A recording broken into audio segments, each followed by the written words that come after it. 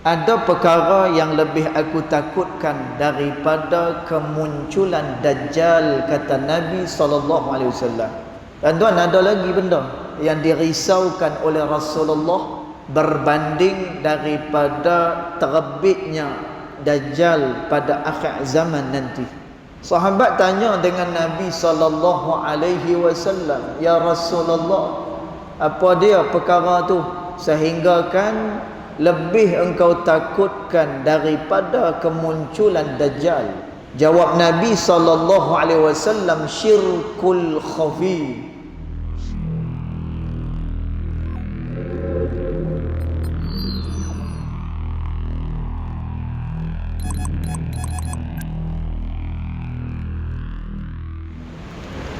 لكريم آله وأصحابه كرام الفاتحة. أعوذ بالله من الشيطان الرجيم. بسم الله الرحمن الرحيم. الحمد لله رب العالمين الرحمن الرحيم مالك يوم الدين. إياك نعبد وإياك نستعين. اهدنا الصراط المستقيم صراط الذين أنعمت عليهم غير المغضوب عليهم ولا الضالين آمين. السلام عليكم ورحمة الله وبركاته. الحمد لله والصلاة والسلام على رسول الله سيدنا محمد بن عبد الله وعلى آله وصحبه ومن والاه. أشهد ونشهد أن لا إله إلا الله وأشهد أن محمدا عبده ورسوله. اللهم فصل وسلم على سيدنا محمد عبدك ورسولك النبي الأمي وعلى آله وصحبه وبارك وسلم. ثم أقول رب اشرح لي صدري ويسر لي أمري واحلل عقدة من لساني يفقه قولي أما بعد. قال الله سبحانه وتعالى في تنزيله: لقد كان لكم في رسول الله أسوة حسنة صدق الله العظيم. ربي أدخلني مدخل صدق وأخرجني مخرج صدق واجعل لي من لدنك سلطانا نصيرا. إلهي أنت مقصودي ورضاك مطلوبي فأعطني محبتك ومغرفتك يا أرحم الراحمين. Alhamdulillah, yang pertama-tamanya kita merafakkan kesyukuran kehadirat Allah Subhanahu wa Ta'ala, yang mana dengan limpah kurnianya, dengan rahmatnya, alhamdulillah, pada malam ni kita masih lagi dapat bersama-sama di dalam rumah Allah Ta'ala ini bagi menunaikan tanggungjawab kita.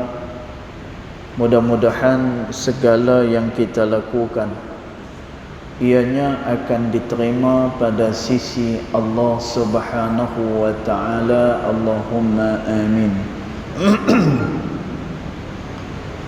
Tuan-tuan puan-puan dirahmati Allah sekalian, kita sambung lagi pembacaan kitab Adab Sulukil Murid yang dikarang oleh Al-Imam Al-Habib Abdullah bin Alawi Al-Haddad rahimahullahu ta'ala pada ibarat yang berikutnya.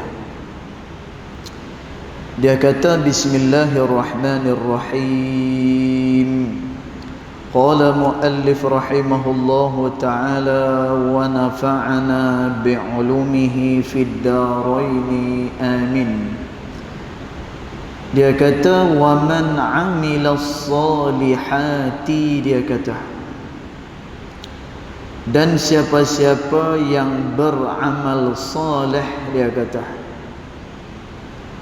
Tuan-tuan, Masya Allah, orang yang beramal soleh bagus dah. Dan kita memang dituntut supaya kita beramal soleh. Tetapi di dalam amal soleh itu akan dilihat oleh Allah Subhanahu wa ta'ala, iaitulah dari sudut keikhlasan seseorang kepada Allah. Kerana itu Allah Subhanahu wa ta'ala menyebut di dalam surah Al-Bayyinah. Tuan-tuan, inilah yang akan dilihat oleh Allah sebagai syarat penerimaan amal pada sisi Allah. Kalau tak ada yang ni, tuan-tuan, wal'iyazubillah, sebesar mana pun amal soleh yang kita lakukan, ianya tidak akan diterima oleh Allah Subhanahu wa ta'ala. Kata Allah Subhanahu wa ta'ala, wa ma umiru illa liya'budullaha mukhlishina lahuddin. Dan tidaklah diperintahkan kepada mereka, yakni manusia, untuk menyembah Allah Subhanahu wa ta'ala dalam keadaan ikhlas kepada Allah. Tuan-tuan, jadi amalan yang diterima pada sisi Allah Subhanahu wa ta'ala adalah ikhlas. Ikhlas adalah perkara yang dilakukan semata-mata kerana nak mendapat tempat di sisi Allah. Kata Al-Imam Al-Ghazali rahimahullahu ta'ala di dalam karangan beliau yang terkenal Ihya'u Ulumiddin. Dan kata Imam Ghazali rahimahullahu ta'ala, riak-riak ni dia adalah kerana nak mendapatkan tempat pada sisi manusia.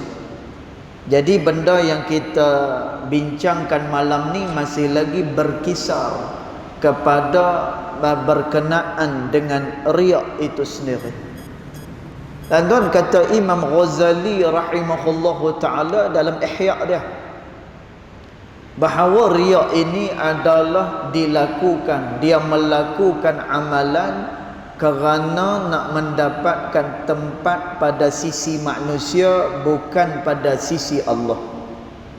Dan tuan, ni adalah amalan yang tak akan diterima oleh Allah Subhanahu wa ta'ala.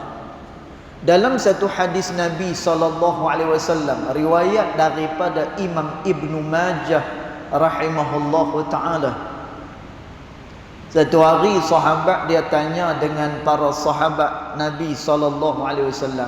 Nabi tanya dengan para sahabat, ada perkara yang lebih aku takutkan daripada kemunculan Dajjal, kata Nabi SAW. Dan tuan, ada lagi benda yang dirisaukan oleh Rasulullah berbanding daripada terbitnya Dajjal pada akhir zaman nanti. Sahabat tanya dengan Nabi SAW, ya Rasulullah, apa dia perkara tu sehinggakan lebih engkau takutkan daripada kemunculan Dajjal? Jawab Nabi SAW, syirkul khafi. Syirkul khafi, syirik yang tersembunyi, kata Nabi SAW. Yang ni paling aku takut, kata Nabi, berbanding daripada munculnya Dajjal.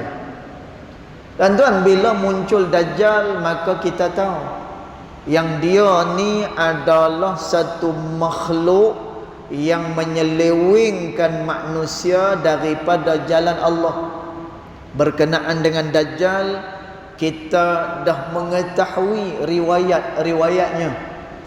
Dan ada orang yang akan menjadi pengikut Dajjal, dan ada orang yang dia dapat tahu tipu daya daripada Dajjal. Dan tuan, kita nak elak daripada tipu daya Dajjal ni, bacalah suratul Kahfi. Ini yang diajak oleh Nabi sallallahu alaihi wasallam. Tuan-tuan, kita tak boleh secara keseluruhan bacalah 10 ayat yang pertama dalam setengah riwayat. Setengah riwayat pula lagi adalah 10 ayat yang terakhir. Tuan-tuan, bila mana ada 2 riwayat yang macam tu, maka bolehlah kita gabungkan kedua-duanya sekali. Kenapa? Kerana dua-dua diriwayatkan oleh ulama daripada Nabi sallallahu alaihi wasallam. Tuan-tuan, tapi kalau kita nak lagi elok lagi, bacalah keseluruhan daripada suratul Kahfi tersebut. Insya-Allah, kata Nabi sallallahu alaihi wasallam, dia adalah senjata untuk menghadapi Dajjal yang menyelewengkan manusia daripada jalan Allah Subhanahu wa taala. Tuan-tuan, lalu kata Nabi sallallahu alaihi wasallam, tapi ada benda yang lebih aku takut daripada muncul Dajjal. Apa dia? Syirkul khafi, iaitulah syirik yang tersembunyi. Tuan-tuan, jenis yang tersembunyi ni memang kita takut sangat-sangat. Kenapa? Kerana dia duk perasan bahawa dia telah mendekatkan diri kepada Allah, tapi pada hakikat, pada sebenarnya dia tidak mendekatkan diri pada Allah. Tuan-tuan, nanti dia tahu bila yang dia buat tu tak diterima oleh Allah, nanti di hari akhirat. Ini yang menjadi masalah. Kerana tu dalam surah Sajadah selalu kita duk dengar Tok Imam duk baca, Rabbana absarna wa sami'na. Ya Allah, pada hari ini kami dah dengar, pada hari ini kami dah tengok dengan mata kepala kami sendiri. Farji'na. Ya Allah, pulangkan aku semula atas dunia. Tuan-tuan, dia minta dengan Allah supaya balik semula atas dunia. Tuan-tuan, ni Allah Ta'ala sebut dalam surah Sajadah, yang tiap-tiap hari Jumaat kita baca, yang bila Tok Imam tak baca, dia naik kepala. Dia naik kepala. Pasal apa? Dia berasa pelik. Selama ni duk baca surah Sajadah, tiba-tiba waladhdallin, imam baca surah lain, dia angkat kepala. Tuan-tuan, tadabbur surah ni. Allah Subhanahu wa taala kata, Rabbana absarna wa sami'na. Ya Allah, pada hari ini kami dah tengok dah. Tuan-tuan, kalau adalah orang yang mengaji bahasa Arab, tuan-tuan, digunakan dengan fi'lul madhi pada absarna wa sami'na. Maksudnya apa? Pada hari ini kami dah tengok, pada hari ini kami dah dengar. Tuan-tuan, fi'il madhi ni tak apa. Tuan-tuan, ni tak faham tak apa. Yang ni tak masuk perisa pun. Cuma kita nak habaq luahnya bahasa Arab satu. Yang kedua, seronoknya baca Al-Quran kalau kita faham bahasa Arab. Tuan-tuan, digunakan dengan fi'lul madhi, past tense. Tuan-tuan, dalam grammar bahasa Inggeris. Rabbana absarna wa sami'na.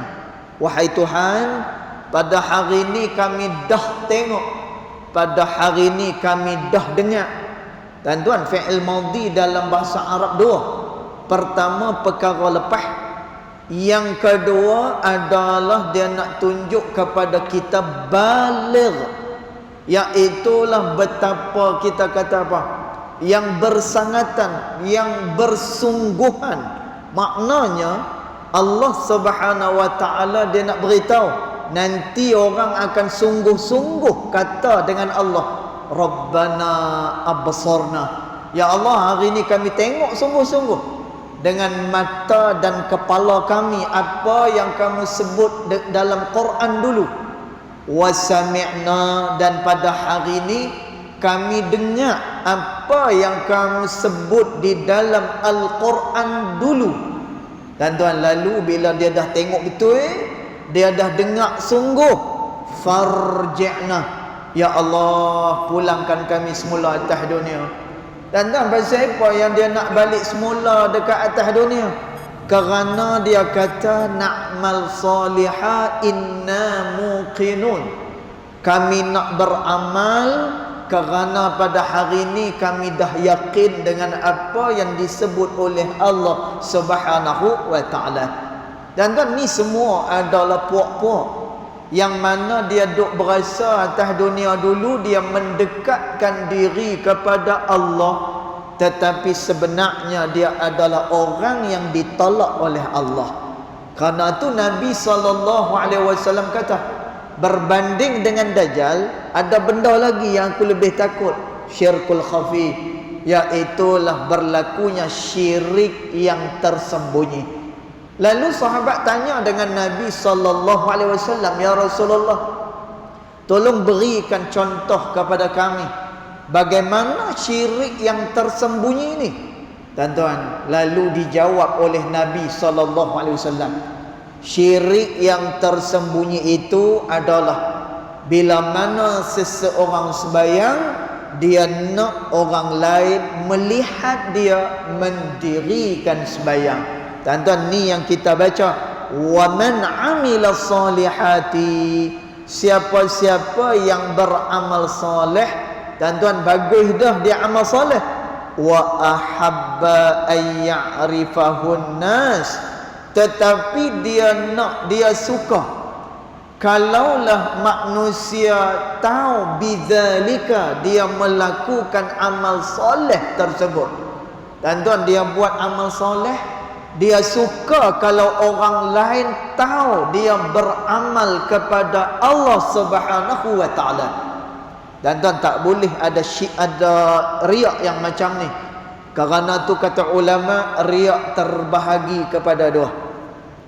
Yang pertama adalah riak akbar, nama dia. Dan tuan, riak akbar iaitulah riak yang paling besar. Total dia adalah orang yang riak. Dan tuan, lagu mana? Dia buat amalan semata-mata kerana nak mendapatkan tempat pada hati manusia, semata-mata.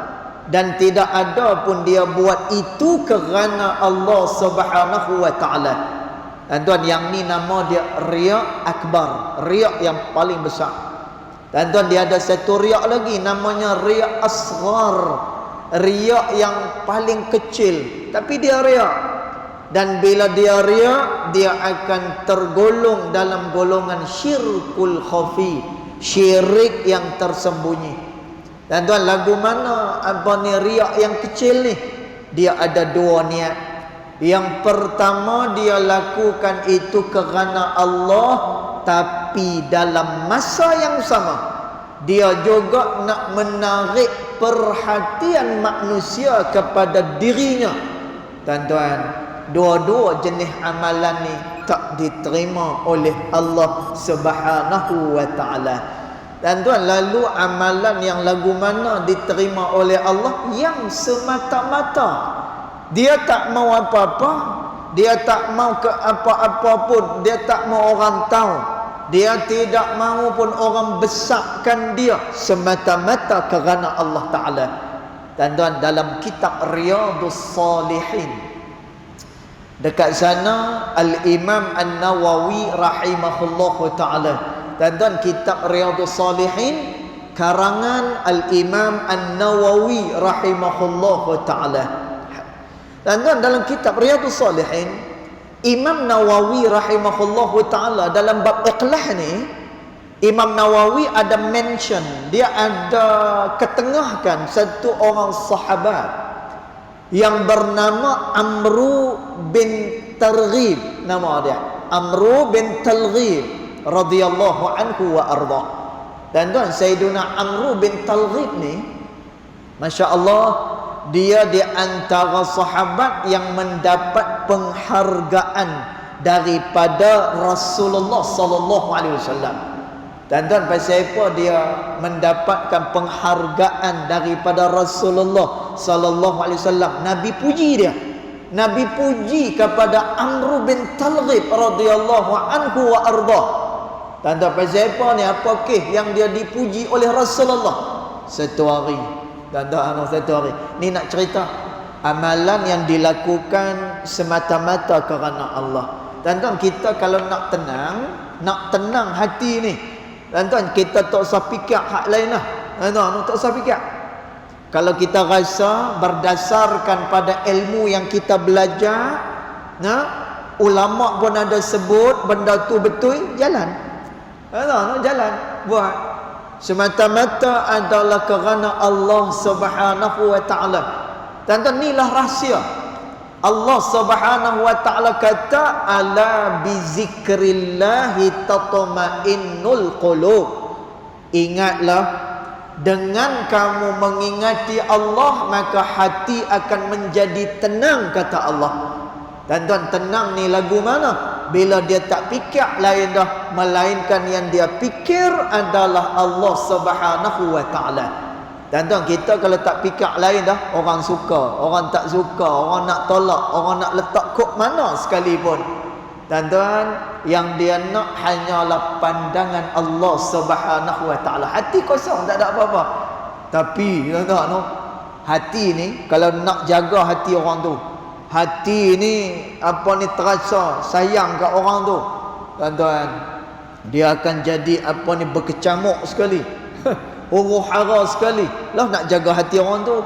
Kemudian sayang kat orang ni, kita pula ada kepentingan dengan orang ni, tuan-tuan, tak terbayang Allah Subhanahu wa taala. Jadi Allah Subhanahu wa taala kata, ala bizikrillahi tatma'innul qulub. Ingat, dengan kamu ingat kepada Allah, nescaya hati akan jadi tenang. Tuan-tuan, Amru bin Talghib radhiyallahu anhu wa arda, antara sahabat yang mendapat pujian Rasulullah sallallahu alaihi wasallam. Tuan-tuan, pasal apa dia dapat pujian ni? Tuan-tuan, satu hari bila habis dalam satu peperangan, maka Nabi sallallahu alaihi wasallam membedak-bedak harta ghanimah. Tuan-tuan, depa Nabi bedak, Nabi bahagi-bahagikan harta ghanimah. Tuan-tuan, harta ni masya-Allah, harta ghanimah boleh ambil. Tuan-tuan, tak ada masya-Allah, boleh ambil. Selepas daripada perang, Nabi bedak-bedak ni. Tuan-tuan, ada sahabat yang Nabi beri, ada sahabat yang Nabi tak beri harta ghanimah ni. Bila keadaan yang macam tu menimbulkan tanda tanya kepada sebahagian sahabat-sahabat Nabi sallallahu alaihi wasallam. Tuan-tuan, maka Nabi sallallahu alaihi wasallam pun kata, aku beri kepada sebahagian sahabat kerana sahabat-sahabat ini adalah orang-orang yang memerlukan, kata Nabi. Manakala orang yang aku tak berikan harta ghanimah ni kerana mereka dah cukup, satu. Yang kedua, mereka adalah orang-orang yang telah dijamin oleh Allah. Termasuk yang tak dapat ghanimah ni siapa dia? Amru bin Talghib radhiyallahu anhu wa arda. Tuan-tuan, bila Nabi kata macam tu, Amru bin Talghib radhiyallahu anhu wa arda kata pada Nabi sallallahu alaihi wasallam, ya Rasulullah, sekalipun aku tidak mendapatkan unta merah. Wah, tuan-tuan, unta merah ni alpak dengan bel paya. Lebih kurang macam tu. Ataupun kereta yang lebih hebat lagi ya. Unta ni dia ada grade-grade dia. Tuan-tuan, ni grade yang paling mahal ni, unta yang berwarna kemerah-merahan. Tuan-tuan, kata Amru bin Talghib radhiyallahu anhu arda, ya Rasulullah, sekalipun aku tidak mendapatkan unta merah, itu tidak menjadi masalah bagi aku, melainkan ya Rasulullah, aku nak selalu dekat dengan engkau ya Rasulullah. Tuan-tuan, maknanya apa? Tak ada masalah bagi Amru bin Talghib kalau tidak mendapatkan harta ghanimah, melainkan yang dia nak pandangan daripada Rasulullah sallallahu alaihi wasallam. Tuan-tuan, orang macam ni kita nampak dah. Minggu lepas kita dah terang dah. Pasal apa orang riak? Tuan-tuan, orang riak kerana hati dia sunyi daripada membesarkan Allah Subhanahu wa taala.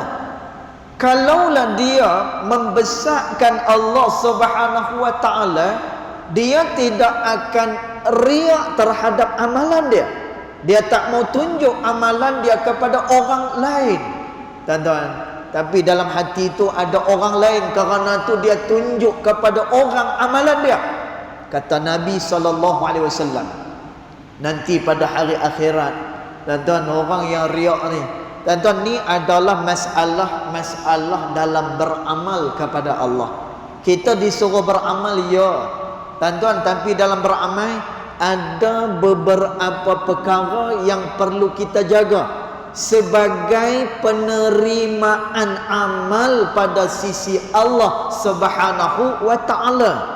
Tuan-tuan, maka orang yang riak ni adalah orang yang sunyi daripada membesarkan Allah, dia lebih membesarkan manusia. Tuan-tuan, menyebabkan amalan dia sia-sia. Satu hari, tuan-tuan, no, dikatakan kepada Sayyiduna Muaz bin Jabal radhiyallahu anhu wa ardah. Nabi pesan kepada Sayyidina Muaz, wahai Muaz, ikhlaskan segala amal ibadatmu kepada Allah. Ikhlaskan dia. Tuan-tuan, kita buat amalan ni bukan kerana apa-apa. Benar tak? Kita main masjid bukan kerana isteri kita hengak di rumah, bukan. Tapi taklah, ini contoh. InsyaAllah isteri-isteri kita semua baik. Dan kita main masjid ni bukan kerana memenuhi masa lapang kita, tak. Aku main ni kerana apa? Kerana Allah Subhanahu wa taala. Aku main ni kerana ada kelebihan yang Allah Subhanahu wa taala sediakan. Waktu antara maghrib dan juga isya. Aku main ni adalah kerana aku nak mendapatkan kelebihan pada sisi Allah Subhanahu wa taala. Tuan-tuan, Sayyidina Muaz bin Jabal dipesan oleh Rasulullah sallallahu alaihi wasallam, wahai Muaz, ikhlaskan segala amalan kamu. Amalan yang kamu ikhlaskan itu akan mencukupkan segala amalan-amalan yang lain. Tuan-tuan, maknanya apa? Amalan yang ikhlas ni memadai dan mencukupi untuk mencukupkan amalan-amalan lain yang kita lakukan kepada Allah Subhanahu wa taala. Tuan-tuan, dalam Sahih Al-Bukhari disebut ada satu kisah bagaimana seorang pelacur yang memberi minum seekor anjing. Tuan-tuan, kita pelik oi ustaz, dia pelacur, tiba-tiba bagi minum anjing. Tiba-tiba Nabi boleh declare, Nabi boleh kata yang dia ni esok di akhirat akan mendapat kebaikan dan dimasukkan dalam syurga Allah Subhanahu wa taala. Tuan-tuan, tengok apa pesan Nabi sallallahu alaihi wasallam kepada Sayyidina Muaz bin Jabal radhiyallahu anhu wa ardah, wahai Muaz, ikhlaskan amalan kamu. Amalan itu mencukupkan amalan-amalan yang lain, kata Nabi sallallahu alaihi wasallam. Tuan-tuan, perempuan pelacur ni mungkin pada masa tu dalam hati dia betul-betul rasa kesian dekat anjing ini. Tuan-tuan, memang betul-betul dengan peri kemanusiaan dia tangguk ayak, kemudian dia beri, dia suar kepada anjing ini. Memang dia berasa ihsan sungguh. Tuan-tuan, Nabi sallallahu alaihi wasallam kata apa? Nanti esok di akhirat esok ni dia akan mendapatkan kebaikan dan dia akan dimasukkan ke dalam syurga Allah Subhanahu wa taala. Tuan-tuan, ini nilaian ikhlas kepada Allah Subhanahu wa taala.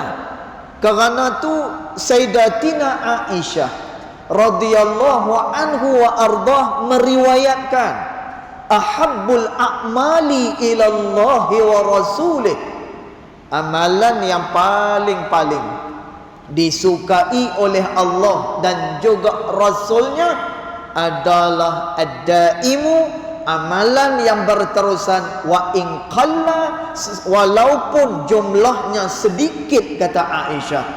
Dan tuan, orang yang istiqamah ni, yang berterusan ni, gambaran kepada orang yang ikhlas kepada Allah Subhanahu wa taala. Jadi kata Imamul Haddad rahimahullah taala, penyakit. Dan tuan, ni penyakit.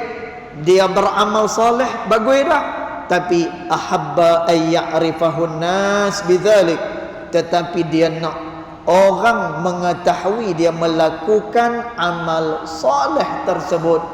Kerana apa? Liyu'azzimuh, kerana nak dibesarkan dia, kerana dia nak diri dia itu dibesarkan oleh orang. Wa yastani'u ilaihil ma'ruf, dan dia nak supaya orang berbuat baik kepada dia. Jadi dalam amalan dia ada niat-niat ni, kerana nak dibesarkan, kerana dia nak orang buat baik pada dia. Tuan, orang yang macam ni, kata Imam Ghazali rahimahullahu taala, jaga-jaga. Kata Imam Ghazali rahimahullahu taala dalam kitabnya Bidayatul Hidayah, dan tuan, orang yang buat amalan selain daripada Allah, maknanya dia buat amalan kerana benda-benda lain, bukan kerana Allah Subhanahu wa taala. Kata Imam Ghazali, anta sa'in fi hadmi dinik, kamu sedang berjalan menghancurkan agama kamu sendiri. Dan tuan, maknanya apa? Dia sedang membinasakan diri dia sendiri. Bila mana dia buat amalan tu bukan kerana Allah Subhanahu wa taala. Dan tuan, kerana apa dia membinasakan diri dia sendiri? Pertama, perbuatan itu berdosa kepada Allah. Yang kedua, amalan itu langsung tidak ada nilai pada sisi Allah Subhanahu wa taala. Dan tuan, amalan-amalan ni, pahala dosa, pahala, kemudian berkat, redha, benda tak nampak. Dan tuan, kita hari ni himpun benda yang nampak. Hari ni, dan tuan, kita himpun benda nampak. Kita simpan ASB, kita simpan KWSP, ada banyak simpanan kita. Tuan-tuan, kalau ditanya kepada orang yang menyimpan ni, kenapa kamu simpan duit? Tuan-tuan, jawapan sebahagian besar kita, nanti ustaz dah tua esok, tak ada orang yang nak tolong kita. Esok entah apa-apa, hak ni lah persediaan kita. Tuan-tuan, tahu pula dia nak buat tentang urusan dunia, tahu pula dia buat persediaan. Tuan-tuan, kita nak kena ingat bahawa dunia satu masa esok kita tinggal. Ada satu lagi kehidupan kita, iaitu kehidupan akhirah. Maka nilaian pada hari akhirah bukan RN. Nilaian pada hari akhirah bukan rial. Nilaian pada hari akhirah bukan lagi benda dunia. Dan tuan, ada orang dia mati, orang Islam lah. Orang yang bukan Islam tu lain cerita, orang Islam.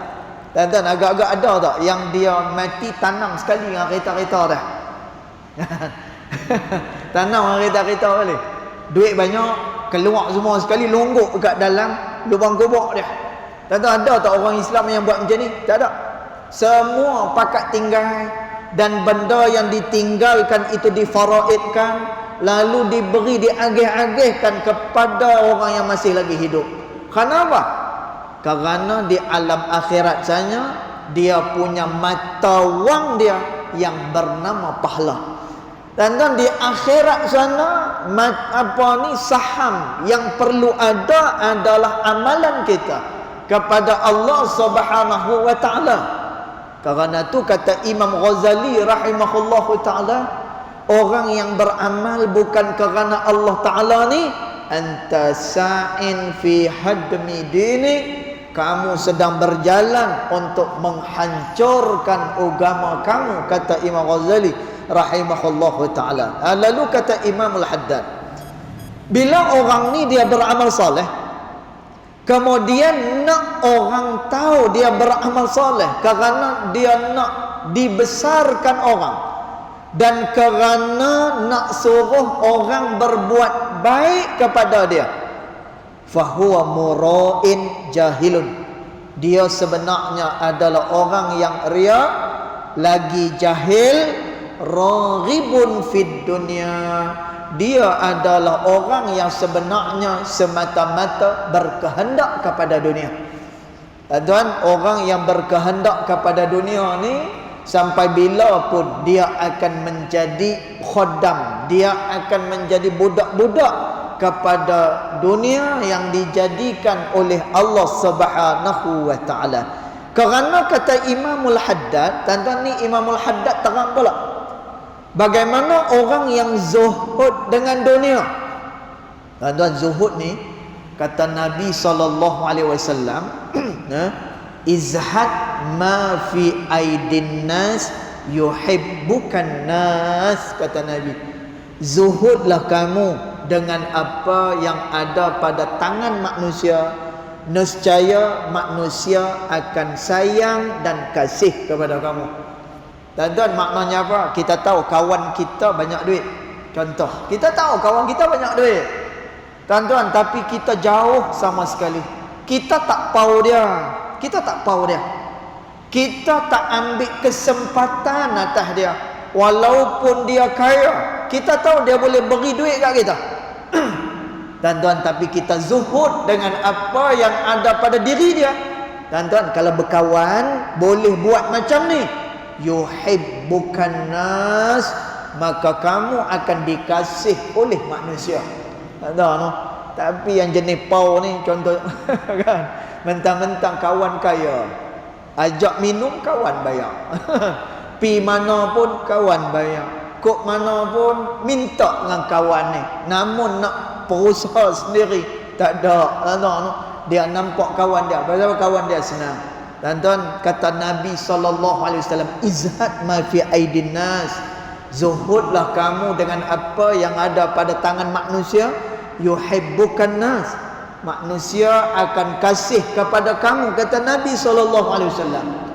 Izhad fi dunia, dan kata Nabi SAW, zuhudlah kamu kepada dunia, yuhibbukallah, Allah Subhanahu wa taala akan kasih kepada kamu bila mana kamu zuhud kepada dunia.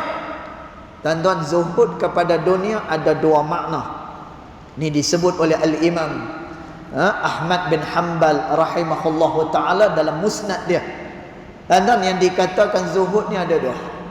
Yang pertama, mengurangkan yang halal. Itu yang pertama. Tuan-tuan, maknanya apa? Dia boleh pakai kereta yang elok-elok, yang besar-besar, yang mewah-mewah, dia boleh pakai. Tuan-tuan, tetapi dia memilih untuk pakai kereta yang seadanya. Tuan-tuan, ni maksud apa ni? Mengurangkan yang halal. Tuan-tuan, dia boleh makan dengan lauk pauk yang hebat-hebat, dia boleh kalau dia nak. Tapi dia memilih untuk memakan sekadarnya sahaja. Tuan-tuan, ini adalah mengurangkan yang halal. Satu lagi makna zuhud, dia pakai kereta mewah, dia makan benda mewah, dia duduk di rumah mewah, semuanya adalah kemewahan belaka. Tapi kata Imam Ahmad bin Hanbal, dunia dia letakkan di tangan, bukan di hati. Dia pakai kereta yang elok-elok, dia duduk di rumah yang besar, kemudian dia cari dunia. Tuan-tuan, Masya Allah, tetapi dunia hanya sekadar kat tangan dia, bukannya di dalam hati dia. Maka kata Imam Al-Haddad, li'anna zahida, kerana orang yang zuhud itu, man law aqbalan nasu alaihi bita'zim, kalaulah orang nak memberikan kebesaran kepada dia, Allahu Akbar, kalaulah orang nak memberi kebesaran pada dia, wa bazlil amwal, walaupun orang nak memberikan harta pada dia, lakana yu'ridu an zalika, dia akan mengelak daripada perkara tu, wa yakrahuhu, dan dia sangat tidak menyukainya. Tuan-tuan, ni orang yang zuhud dengan dunia. Tuan-tuan, saya nak cerita. Dulu ada pengarang kepada kamus, kita boleh kata dia adalah kamus Arab Melayu yang pertama dibuat. Tuan-tuan, siapa pengarang dia? Al-Syekh Idris Al-Marbawi rahimahullahu ta'ala. Yang terkenal kamus dia ni dinamakan sebagai kamus Al-Marbawi. Tuan-tuan, kami dulu dekat pondok kami hafal kamus Marbawi ni. Tok guru suruh hafal. Hari ni 10 patah vocabulary, esok 10. Nah, pasal apa?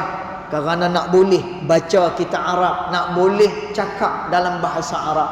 Dan tu kamus Al-Marbawi, dia dikarang oleh seorang ulama berasal daripada Perak dan duduk di Mesir begitu lama. Begitu lama. Dia ada karangan, nama karangan dia Bahrul Mazi, pada mensyarahkan hadis-hadis Al-Imam At-Tirmizi rahimahullahu ta'ala. Tuan-tuan, satu hari orang jemput dia jadi tokoh Ma'al Hijrah. Kan ada sejarah dia. Tuan-tuan, dia jadi tokoh Ma'al Hijrah. Tuan-tuan, saya dapat cerita ni pada kawan saya, orang Kelantan. Masa tu kami mengaji di Pondok Kelantan.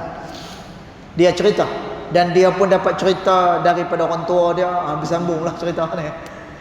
Tuan-tuan, Syekh Al-Marbawi bila dia dinobatkan sebagai tokoh Ma'al Hijrah, biasalah bila tokoh Ma'al Hijrah ni disuruh naik ke pentas, berucaplah sikit. Tuan-tuan, Syekh Al-Marbawi dia naik ke pentas, dia hanya mengucapkan beberapa kalimat sahaja.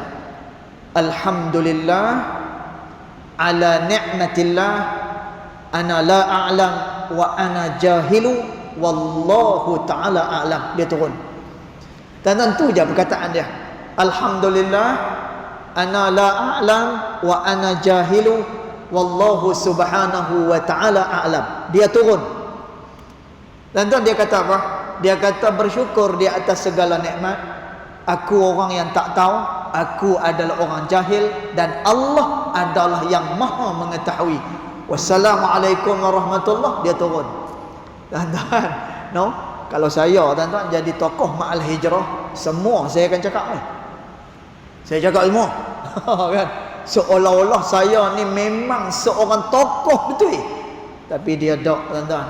Ni kata Imam Al-Haddad rahimahullahu ta'ala, man law aqbala an-nasu alayhi bita'zim wa bazlil amwal lakana yu'ridu an dhalika wa yakrahuhu. Sekalipun orang yang zuhud itu, walaupun orang nak agungkan dia, walaupun orang nak belanjakan harta itu untuk dia, dia akan mengelak dan dia sangat tidak menyukakan perkara tersebut. Kenapa? Zuhudnya dia kepada dunia yang dijadikan oleh Allah Subhanahu wa ta'ala. Tuan-tuan, nanti minggu depan insya-Allah kita akan sambung lagi. Imamul Haddad dia akan sebut, tak usahlah riak. Paling kurang pun kamu cari dunia, minta keberkatan apa yang kamu minta, itu paling kurang.